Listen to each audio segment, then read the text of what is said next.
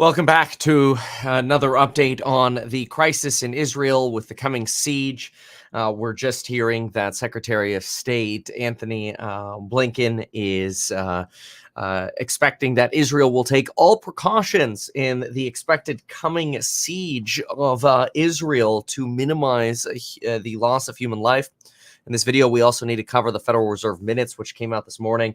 We'll go through a little bit of an update on those.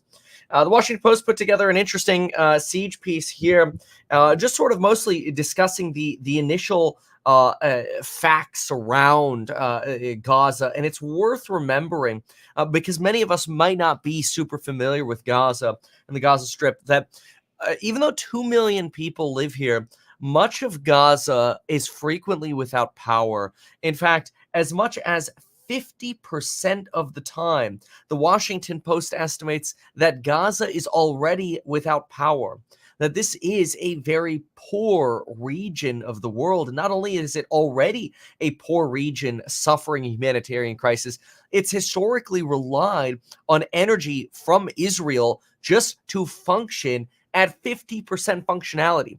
Now imagine if your power or your running water, well, maybe the running water has a little bit more uptime, but let's assume your power only functioned half the day. And the power that you did get came to you via either direct transmission lines from Israel or via diesel that is sold to the two primary power distribution plants and generating plants in Gaza, both of which now are out of fuel and the Israeli supply has been cut off. Well, your 50% power uptime would go to close to zero. At the same time, you have, here's, by the way, an example of what that looks like. Here's a map the Post put together showing electrical feeds coming in from Israel into Gaza. But it's also something to remember that this is an area that has substantial refugee camps. I mean, it's not like you're going into Gaza and it's a modern city. It's a city that already is very poor. It'd be worth looking at. Let's see if we can pull it. The median income of someone in the Gaza Strip, and just compare that to some of the poorest areas of the United States. So consider this: the median income of someone in poverty in America is somewhere around $15,000 to $25,000 a year. The median per capita, so per head income in an area that's like okay, but is still a little bit more poor in America, probably somewhere around 22 to 25,000. At least that's what we see as we're exploring real estate environments and different real estate markets with our real estate startup. The state of Palestine in total has a per capita median income of $1,924. The Gaza Strip has a per capita income of half that, at just $876 of income per year per head in Gaza.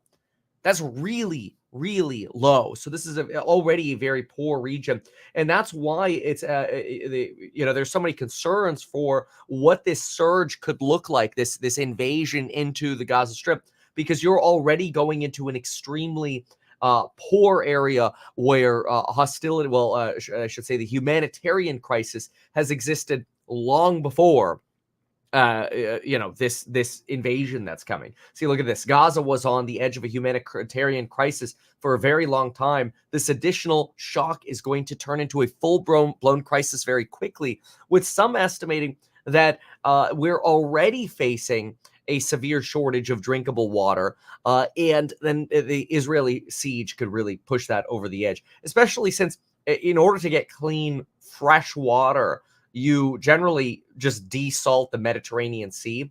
In fact, if you look at the map here, there are 3 desalination plants. There's one here. That's the little purple circle you could see, central end of the city. And then you've got another just a little bit more north, also central into the city, and then one along the northern region here. Also worth remembering, it's a northern region, and surrounding you to the up and to the right is all Israel. your ability to get out over into Egypt is challenged given that the border is shut. So you've got a pretty big crisis over here in Israel. Now, another thing that's got a lot of folks concerned about the Gaza Strip is this is how did Hamas attack? How were they able to pull this off against Israel? And what Bloomberg actually reported in terms of how they were able to pull this off, and this could actually give us a little bit more color into the coordination of Hamas, is that Hamas basically just went dark. They simply met in sort of splinter cell groups to launch their attacks, and that potentially this wasn't actually even expected to be as wildly successful as an attack as it was. In fact, Iran does not benefit from Palestine being destroyed and leveled. Iran benefits from some instability, just enough to shake loose the Israeli Saudi Arabia deal. But for Israel, now with the full support of America, Anthony Blinken just now saying, we will give Israel whatever they need. That's what Anthony Blinken's saying. Whatever they need, we will give it to them. Okay. This is probably not what Iran wants, because you're going to have an Israeli occupation essentially in the Gaza Strip here. But it's worth noting, how did Hamas pull this off? Well, beyond the physical of using a drone or multiple drones to disable communications along the border, raiding the first military facility or military base where most of the generals capable of orchestrating the Israeli IDF, the Israeli Defense Force, were located. It essentially catching Israel by surprise and destabilizing their response, at least initially. It's possible that because of these antiquated tactics of orchestrating an attack, Israel was totally blind. And what Bloomberg is suggesting is Hamas basically just met in splinter cell groups. They made no phone calls. They didn't text. They didn't use WhatsApp. They didn't use Signal. They just went dark. No phones, low tech, can't get tapped into, no missiles that could easily be detected, training in person only, very old school individual meetings. And there's this suspicion that by being broken up into different cells, Hamas basically just assigned leaders and said, look, you guys are going to take on the towers. You guys are going to bulldoze. You guys are going to blow the walls. You guys are going to paraglide. You guys are going to motorcycle in. And basically each group of this uncoordinated Hamas made it seem like this massive coordinated effort. But one of the ways they were able to hide it was just not using electronics at all. And in other words, conducting this sort of dark operation without any technology and 1,000 fighters. And that's how they were able to potentially pull off this pretty impressive and surprising attack. That's at least an argument that's being made by Bloomberg here. That does make it a lot harder to track, especially if you don't have enough ground intelligence like CIA operatives or Israeli defense forces who are infiltrated into these networks to actually figure it out or to get any kind of early warning that this sort of attack was being planned. The Foreign Affairs put together a great piece as well about Iran. I thought this one was fantastic. I've kind of alluded to parts of this already. We'll be talking about the Fed's minutes in just a moment, some of the inflation concerns. When we look at this great piece here in Foreign Affairs, see the end of America's exit strategy in the Middle East. And I'm just going to jump around to some of my favorite pieces here. Obviously, fighting in the Middle East has been going on for some time, and the goal has been to downsize presence in the Middle East. The problem is, how do we ease tensions with Iran? And one of the ways we potentially ease tensions with Iran was through what Foreign Affairs here is calling the political gambit, or this gamble, basically, of guessing that you could buy Iran liking you. And that is not likely to ever be successful. And so the idea is, hey, look, think about it this way. If Iran hates America's guts, which it does, I mean, your supreme leader in Iran has been extremely clear about absolutely despising American norms, American ways, American culture, and therefore anything that is pro-America, the supreme leader in Iran will never be supportive of. And so the idea of America. You can actually see that here. Look at this in the foreign affairs piece. Iran's supreme leader, Khamenei, never wavered in his feverish antagonism towards Israel and the United States. He and those around him are profoundly convinced of American immorality, greed, and wickedness. Okay. So this foreign affairs piece argues that maybe the Biden administration thought, hey, maybe we could just sweet talk them and make them like us. Maybe we can make them like us and they'll stop enriching uranium because they won't feel threatened by us. So maybe we cut good deals with them, we loosen some of the restrictions and sanctions on them, and we can normalize relations. This works with democracies because democracies don't war, but I don't think this works with autocratic governments like what you have in Iran. And unfortunately, I mean, the Iranian government doesn't represent, I think, the wills of all of the Persian people in Iran. But what you have is leadership that absolutely despises and hates America and Israel. And then you have this optimistic, potentially naive view in America that, well, maybe we can make them like us anyway. And this foreign affairs piece, I think, does a good job of going on to say this was a massive miscalculation, basically, that this resentment is not something that we could easily solve. And the problem that you face is if you don't pressure Iran down or you don't fight Iran, is you're really just driving Iran closer to the hands of China and Russia. And you end up driving a more aggressive Iranian posture. And that's possibly why you had this Hamas-backed or Iranian-backed Hamas attack in Israel to help destabilize America. Because, of course, America is going to come defend Israel. That's exactly what we're doing. And maybe the Iranian thought is, all right, we can weaken America through this.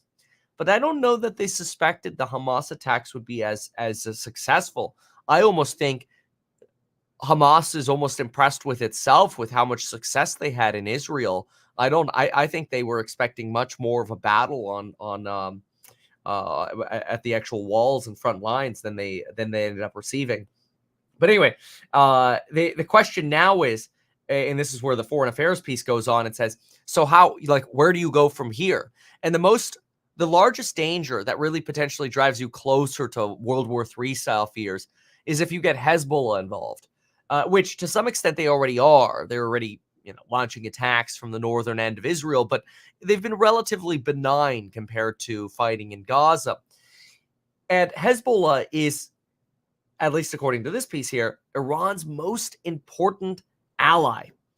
And for Hezbollah, the temptation now to follow up, maybe as Israel invades Gaza, could be pretty large to strike or to launch an attack from the north. Now, of course, they know that, and that's why the United States has established its aircraft carrier group in the region to help Israel defend from the potential of additional attacks during a time of Israel's weakness. But that's where things get concerning. What happens if Hezbollah does attack while Israel is attacking down south, in the Gaza Strip, and then all of a sudden you have a multilateral conflict here, where this is no longer bilateral, where you're just looking at Israel and Palestine and Hamas, those being the same in this regard. But you're pulling in Iran and Hezbollah. That'd be a disaster. Take a look at this chart right here, or this map rather. This map right here shows where which parts of Israel are now sealed off by the Israeli military. So you can see almost all of the region where Hamas attacks were essentially penetrating. Israel has now sealed off and taken via military control. They now have the border on lock, and we know where the airstrikes are taking place. We've got a refugee camp here, multiple different locations of airstrikes at the border to Egypt to prevent potentially the leaving of Palestinian citizens or Hamas rebels, or however we call them, Khan Yunis, and then of course up north closest to Israel here. So the question then becomes for Iran, if we miscalculated the potential for Iran to become more diplomatic, at what point do tensions really begin to rise again with the Iranian government? Because really, Iran's goal has been, hey, how do we weaken America and become more friendly with Moscow and China, while at the same time, kind of not being directly involved in a war. And I think that's what you got here is funding from Iran, as an attempt to weaken the United States and Israel, maybe shake the Saudi Arabia deal, while at the same time potentially or underestimating how successful Hamas was going to be here. I think this really hit. I mean, it certainly did hit a lot of people by surprise. And intelligence agencies around the world will study what was the failure here. Going dark was probably, and a lack of surveillance over that sort of communication is certainly one of the reasons here. But now the question is, what happens after the invasion in the Gaza Strip? What does Iran do? What's Iran's next move? And is that potentially why the Biden administration is not freezing those funds again, as they conduct their prisoner swap? Who knows? Maybe they swap the prisoners and then freeze the funds again. That'd actually be a nice middle finger to Iran. That'd probably be the way to do it. Give us our hostages, and then as soon as we have it, take the money back. Of course, then they'll never trust you again either. Not that, as Donald Trump would probably say, who cares? Who cares if they trust us or not? Then we've got the Federal Reserve minutes that came out. We've got about 3 minutes to go before the market close. So we'll take a peek at the market close as well. And then we'll come back with some more updates on Israel. But a few things to note from the FOMC minutes today. Let's hit those quickly. Reminder, we've got a coupon expiring on Friday. Prices going up for the Noob vs. Pro courses on building your wealth. They're great. They're only about $89 right now, and they're a fantastic deal with brand new value. And I think you'll really enjoy what we have there. We also have all of the fees removed for investing into HouseHack. So if you want to invest into HouseHack, do so before the deadline of November 1st and go to househack.com. So in China, signs of strain in the property sector increased and optimism about growth diminished. This is the Federal Reserve's set of minutes here discussing problems in China. Inflation expectations appeared anchored. There are sections here where you have the Fed saying, look, household and corporate borrowing rates are so low, it's very difficult for us to say that higher rates are actually having an impact right now because they're not. Corporate bond rates are like 2.99. The average mortgage right now is like a 3.6. Not new mortgage, but existing mortgage. It's like a 3.6. These are very, very low rates. And even though the Fed saw potentially another 25 basis point hike coming for November 1st, the next Fed meeting, at this point, the odds of another hike from the Federal Reserve in November are 4.9%. They've absolutely plummeted. And then we go to the odds of another hike in December of only about 28%. So very, very low odds at this point. And these minutes don't really reflect the latest rise in yields. Although the 10-year falling again, the 2-year flat today, 10 years down about 8.4 basis points, while the stock market actually looks like it might be rallying into the close here. We've got about 1 minute to the close, and I want to look at it is doing exactly that. I do want to look at the rest of what's going on in the minutes here, which of course we'll do since we just started, but we've got Enphase up 2%, Tesla's down about a quarter. You've got the NASDAQ rallying. What's pushing the NASDAQ up? It's got to be like Apple and Microsoft or something. Look at that. Apple rallying into the close, 77 bips. We've got Microsoft pushing up 1.2% into the close. 20 seconds to the closing bell. That's going to be time when we get to listen to the bell. So let's listen to it. If in fact we can take it. There's like a 5-second delay with them, so we'll give it a second here. All right. Well, the folks from Hormel here, they're clapping. I guess they have good reason to. We're going out in the green. The bell rings. I hope there's chili. Where's the chili? I'll send it in overtime with Morgan and John.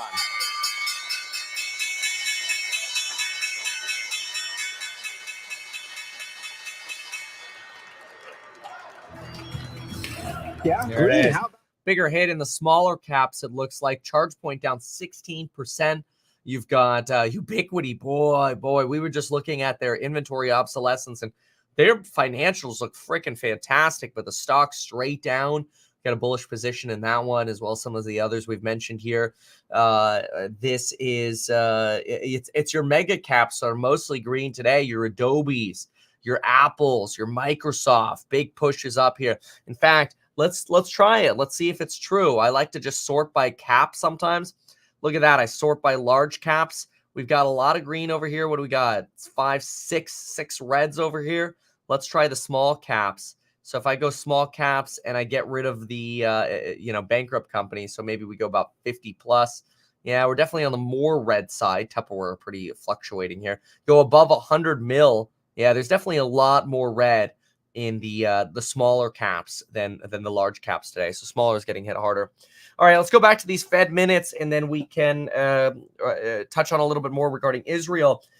Could take more time for this pass-through of higher rates, GDP rising at a solid pace in the third quarter. It's worth remembering that the Fed actually really believes the economy is doing substantially stronger now than what they thought it would be doing. They thought the economy would be substantially slower here and remaining strong here. Unemployment low, job gains strong, but job gains slowing, but remaining strong, I should say. Consumer price inflation obviously still elevated on a year-over-year basis. I want to point out some of the problems that I saw. So this was interesting. So right here, you have credit was available for most customers, but credit card balances in the second quarter grew through late August.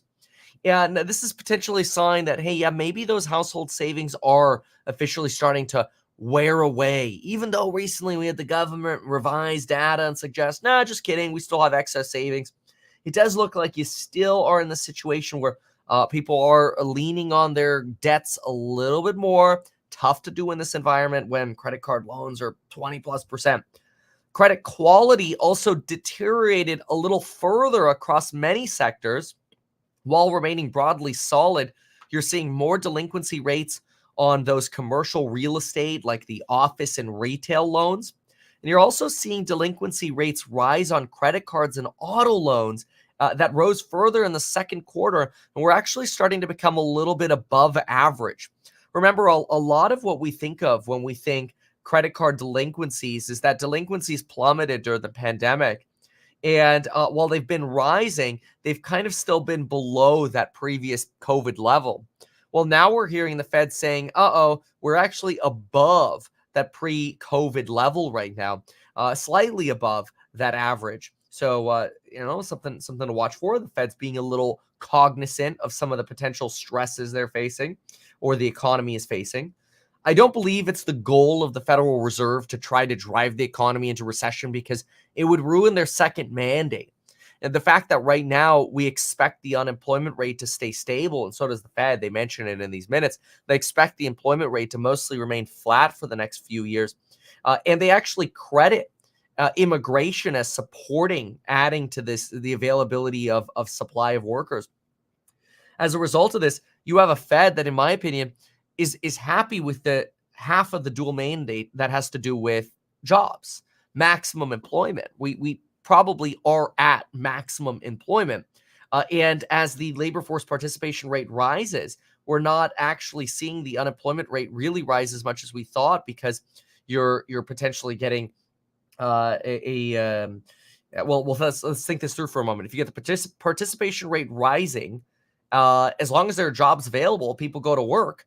And the unemployment rate doesn't rise. If there are no jobs available and just the participation rate goes up, then you could see a shift in the unemployment rate.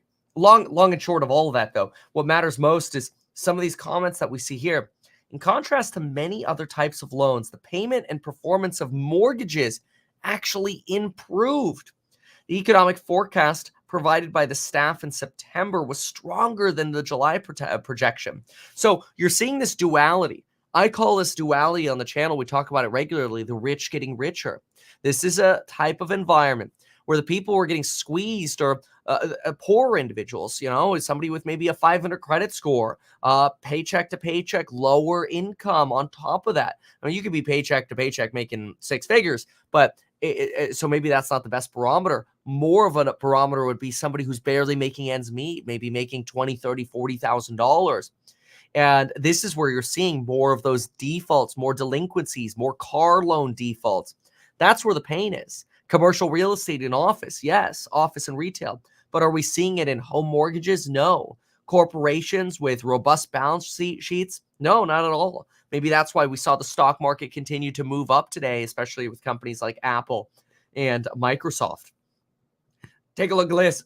In all, the staff projected real GDP growth in 2024 through 2026 would be slower than this year and would run below the Fed's estimate. Now, they've said this before. They said that 2023 was supposed to run below estimate, and it didn't. Instead, it ran above estimate. Now it's like, well, it's gonna be the next years. After that, that'll run slower. Maybe that's true, and we'll see. I mean, we'll get CPI data tomorrow. Tomorrow at 5:30 a.m., we'll be covering that. That'll be a pretty big deal. I encourage you to be there. We're looking for 0.3 on the month over month and 0.3 on actually the month over month core as well. I feel like that was revised. Oh, no, they were both 0.3. Anyway, point is, here's a Fed that says, look, we're good with jobs. We've got enough employment. Let's keep pressure on inflation, but maybe we don't have to raise rates anymore. That's at least combining some of the recent commentary that we're getting from the Fed. Looking for, they give you sort of this classic duality argument, which they always do. It's not a surprise, where they basically say, hey, look, if the economy suffers a shock and inflation is higher, then that could lead to basically a recession rather than a soft landing. This was interesting on inflation here. A few participants noted delinquency rates rising on some types of consumer credit. This is that poor section.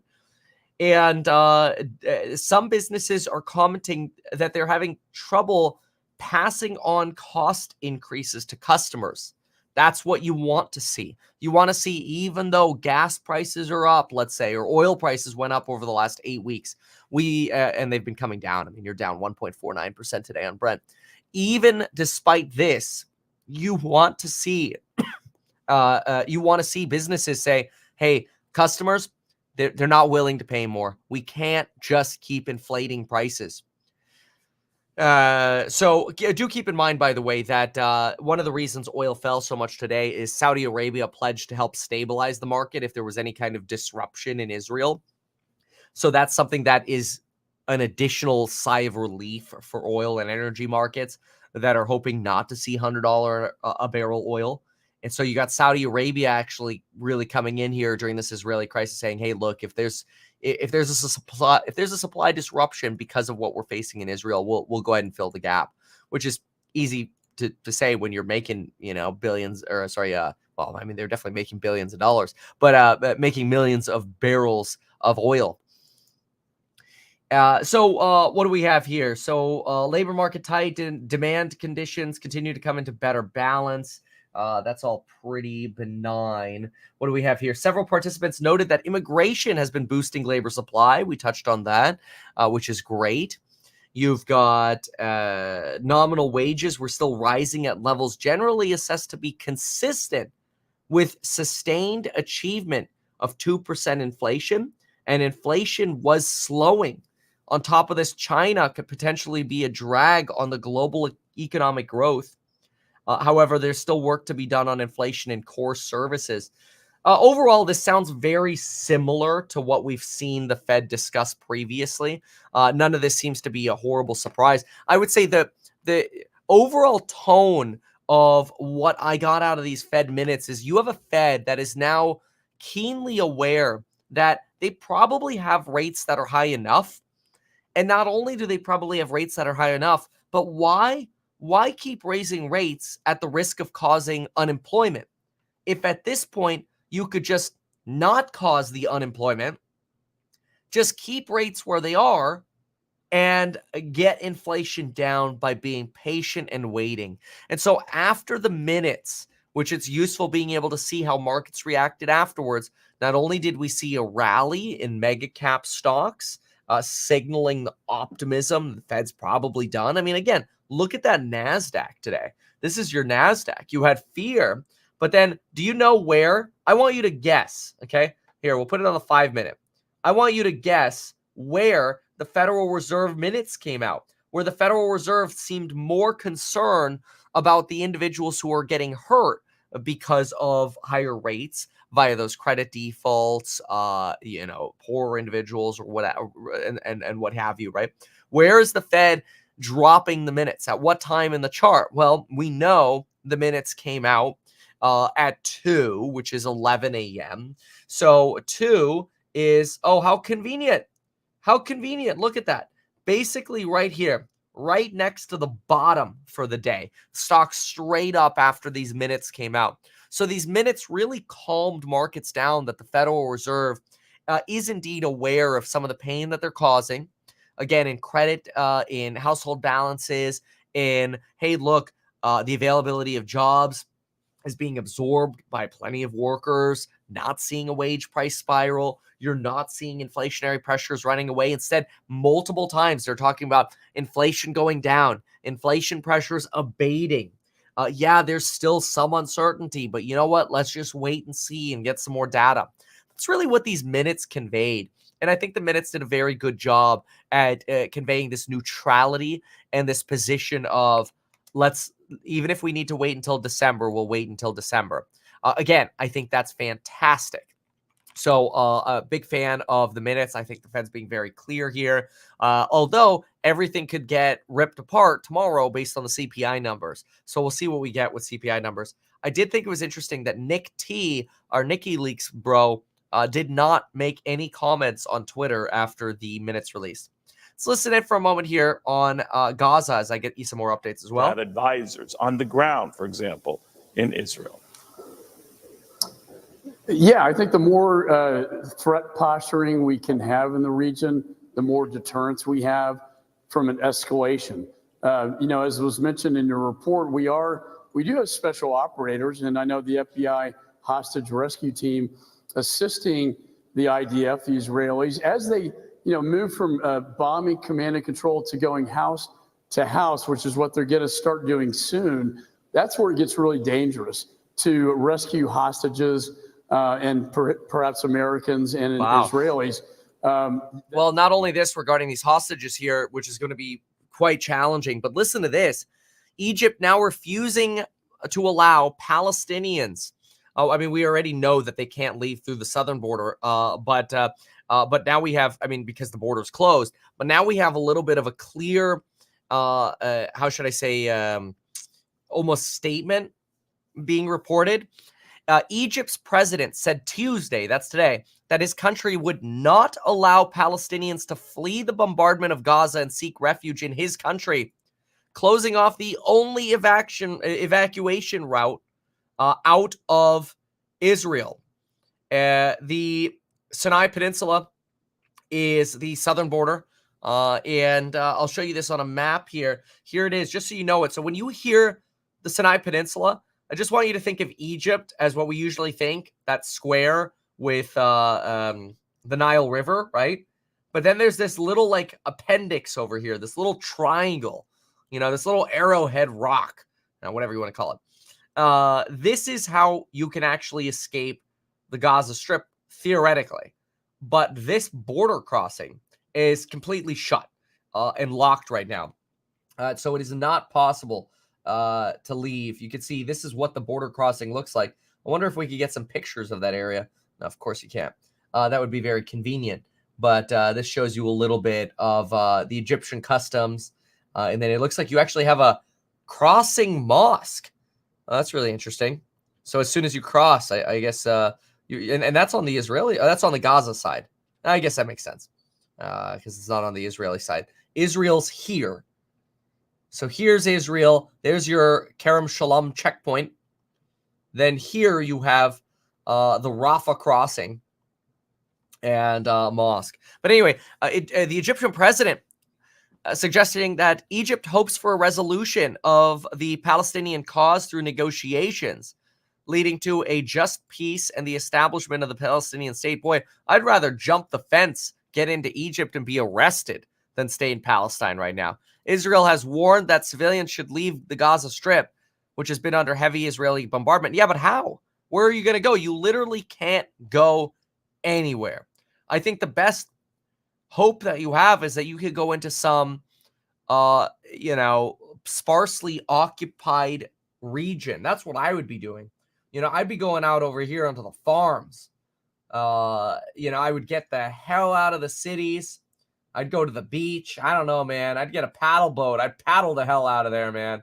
But it's tough. You got a family. What are you going to leave everything behind? Where are you going to go?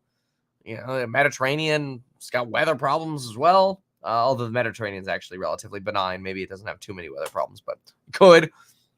Anyway, Benjamin Netanyahu has addressed the country as well. This evening, we established an emergency national government. The people of Israel are united. Basically, what they said is like all of Israel is against Palestine, Hamas right now in the Gaza Strip. Let's see here. There's an American missing who went missing in Israel. Apparently, his family has pieced together that he is potentially substantially injured and currently being held hostage. It's terrible. Absolutely terrible. Terrorists found a shelter throwing grenades inside where people were huddled as they were being attacked by Hamas. Looking at some more of the latest updates here. We talked Blinken. Kirby, currently we're at 22 unaccounted for Americans. 22 now. That's up from 11, then up from 14. Latest other updates that we have. And then I want to give you an idea of my opinion. Yep. Here we go. We were just talking about this when we started the live stream. When we started the live stream, I said, I strongly believe you go for the prisoner swap deal and then freeze the money after that because Biden needs to freeze this money. And so what do we have now? Wall Street Journal, 5 minutes ago, a growing number of lawmakers are now pressuring Biden to take tougher action on Iran and take them and hold them accountable, including freezing the $6 billion in proceeds to Iran of their own money from oil proceeds that were frozen. And so now we're getting more calls for this. Wouldn't be surprised to see more action on this and probably a freeze from Biden, at least until the situation relaxes itself. Boy, there's like a whole crowd going behind one of these folks over here in Congress. I think we might be getting close to the speaker vote. Let me listen in here for a moment. Members aren't even here, and that makes it worse. So every vote's going to count. But that right to vacate, the right to vacate that gives a single congressman the power to nix a speaker. I know you're not a fan of that. Keep in mind, what they're talking about is this idea that, do we need a speaker right now? Can the pro tem just take over and pass funding for Israel? It would be a lot cleaner if there were actually a Speaker of the House. We don't have that right now.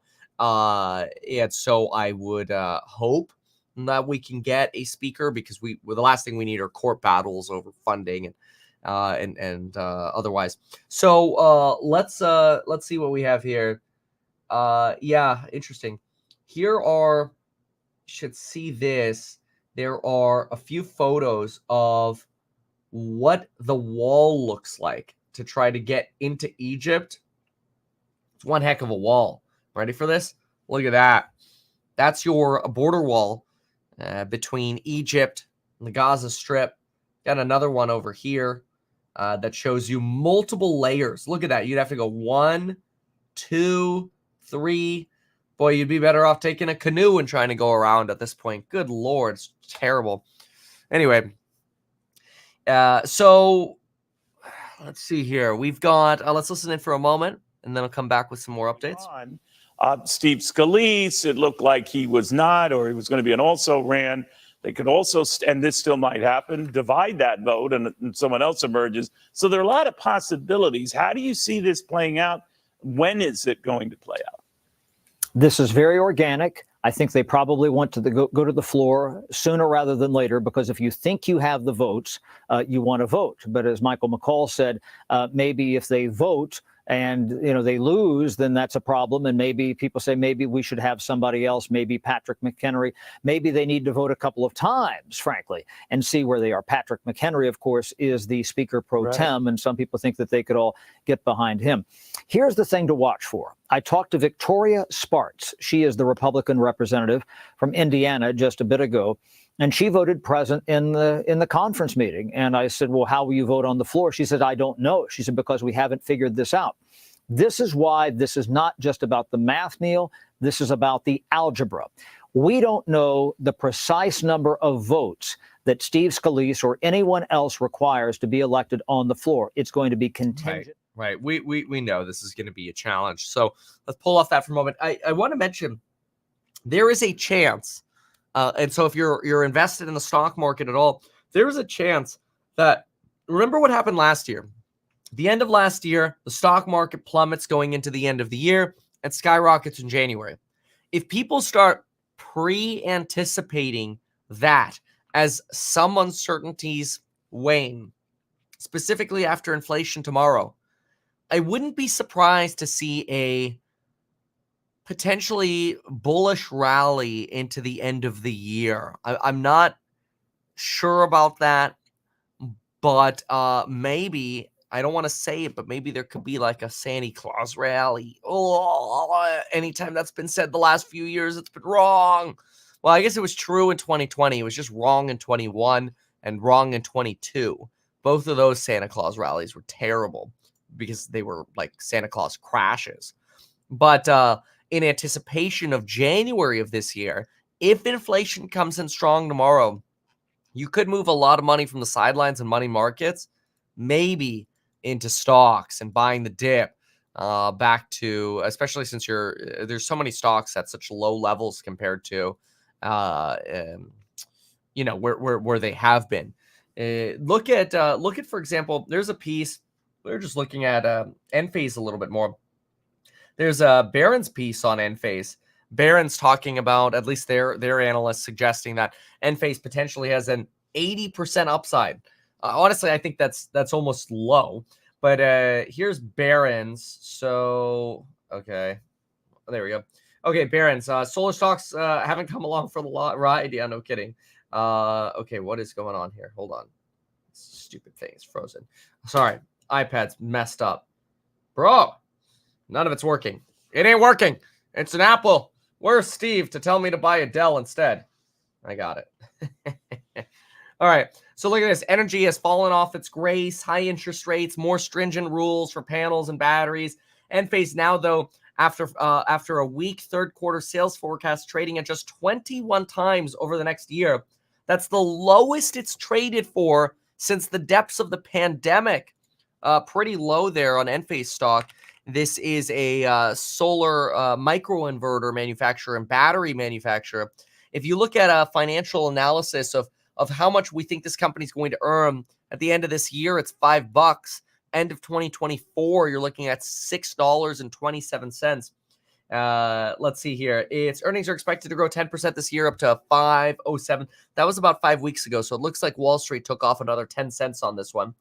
And in the following 2 years, hitting $8.79 in 2025. Wall Street's already reduced that, by the way. So the price you're seeing on Enphase stock right now is already reduced. The current 2025 estimate is only $8.06. So you've almost got 73 more cents that were shaved off of EPS here. And Enphase is pretty substantially profitable with massive free cash flow. Yet this has been their stock. So, it's either growth is going to zero and nobody's ever going to buy solar again, or, here's a stock that could potentially run up to somewhere around $220 per share. Who knows? Everybody's been trying to call the bottom on Enphase. It went, it's like 128 right now or whatever, went down to 113 just a few days ago last week. But there's an interesting one that has a pretty low PE ratio and pretty low PEG, even with the adjusted EPS figures. I mean, you're looking at least 20% growth on this company, and right now it's trading for 25. So 25 divided by 20, it's $1.25 for a PEG ratio. It's not bad. Of course, that's not personalized financial advice for you, and I'm personally bullish on the stock and invest in it, but I think it's an interesting one to look at. Just have to be careful trying to call the bottom on these things because they just keep going down. YouTube, by the way, now passing Netflix as the top video source for teens. Oh, interesting. It's CNBC cover there. Okay, back to Israel for a moment. Let's get the latest here on Israel, and we could see if as well, we have any news from Al Jazeera. Al Jazeera running here. Let's listen in. Blinken has left on a diplomatic mission to Israel. He gave a brief statement at Joint Base Andrews before departing. The United States has Israel's back. We have the back of the Israeli people. We have their back today. We'll have it tomorrow. We will have it every day. We stand resolutely against terrorism. We've seen the almost undescribable acts committed by Hamas against Israeli men, women, and children. Every day, we're learning more, and it is simply heartbreaking. Not since ISIS have we seen this kind of depravity, and we will continue to stand very resolutely against it. When I'm in Israel, I'll have the opportunity to meet with Prime Minister Netanyahu, President Herzog, other senior officials. I look forward to seeing our embassy team as well that's been doing terrific work during these difficult days. We're determined to make sure that Israel gets everything it needs to defend itself, to provide for the security of its people. Already, significant military assistance requested by Israel is on the way. That's on top of everything that we've been doing for years, including with the memorandum of understanding that was negotiated by President Obama to make sure that Israel has what it needs to defend itself. Keep in mind, you now have Anthony Blinken on the way to Israel. The US is sending to Israel. But what is Blinken hoping to achieve by going himself? His physical presence is meant to send a message to Israel and the rest of the world, sort of putting action behind the words of President Joe Biden. And it was one of his more impassioned speeches on this issue. So really, it's trying to send a message. The U.S. has Israel's back, not just in words, but in deed. Now, after that, he's going to go to Jordan. Big question, is he going to make a surprise stop to Egypt? One thing that has shifted from the U.S. perspective over the last 24 hours is we've started to hear American officials publicly call for a humanitarian corridor to get out Americans and also some Palestinians. And I think it's been very interesting. We've heard the same thing from all of the players, the president, the Secretary of State, their spokespeople. They say the difference between Hamas and Israel is that Israel follows the laws that govern war.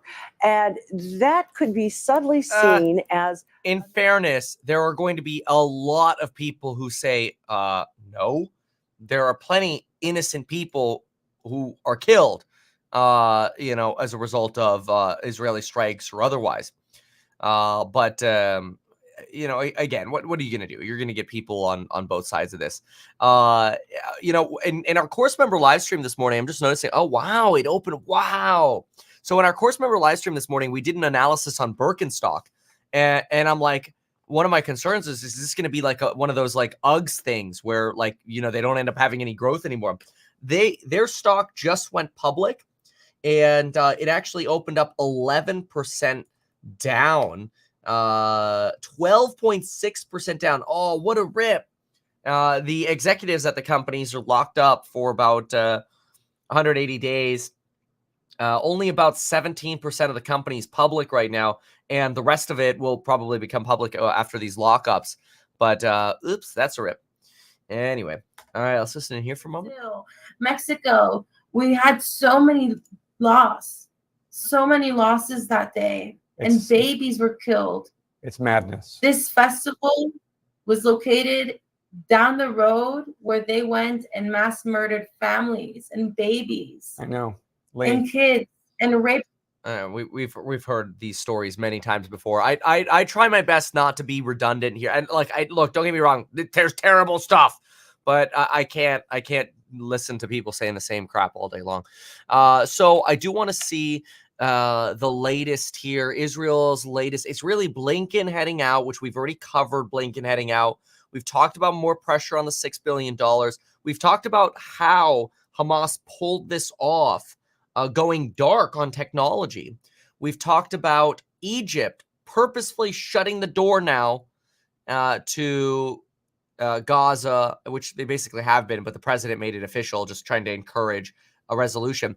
Air raid sirens are now sounding in northern Israel, and local residents were told to go to bomb shelters, but later reports said that an airspace intrusion from Lebanon was just a false alarm. That's the concern. As soon as Israel goes into the Gaza Strip and they're distracted there, you get somebody you get Hezbollah attacking from the north. I'm not saying you can't fight two battles at once, okay? Just saying it's harder. Palestinian officials saying Israel is now engaging in a war of total destruction and extermination. Some calling about oil turmoil if Israel is pulled into this, but Saudi Arabia basically already saying, hey, we'll just sell more oil. And then again, the FOMC minutes that we covered revealing more cautious Fed. That's basically what I said. And Fed more concerned about those being harmed by higher rates for longer, especially since the need for those may not be necessary as we keep getting data in support of lower inflation, lower oil prices, and as a result, Treasury yields now falling. Treasury yields now down 9.5 basis points on the 10-year. You're down about 30 basis points from where you were at peak. That does it. So go to meetkevin.com. Make sure you get those crash courses before Friday because the price will be going up. They'll be releasing probably over the next 30 to 60 days. But these crash courses are amazing, so check them out. Just go to meetkevin.com. You can learn about my free newsletter, actively managed ETF, my real estate startup HouseHack, financial advice from me, Shadow Kevin, whatever. Go check it out. Go to meetkevin.com. Check it out before Friday. And now I got to go through the usual stuff. Since I'm personally licensed as a broker-dealer, becoming licensed as a broker-dealer, financial advisor, already licensed, fund manager, already am, real estate broker, already am.